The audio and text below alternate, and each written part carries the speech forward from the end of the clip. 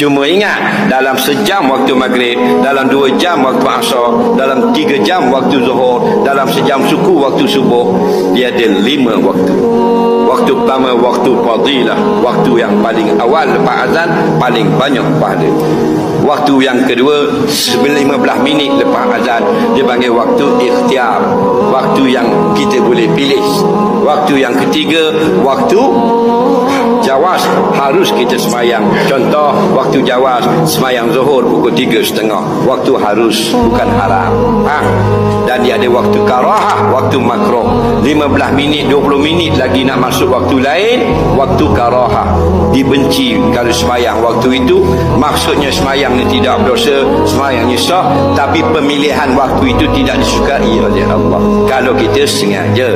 Dan ada satu waktu yang memang haram, iaitu waktu tahrim, hampir masuk waktu lain baru nak takbir. Haram perbuatan kita, bukan perbuatan semayang haram, melambatkan itu yang haram.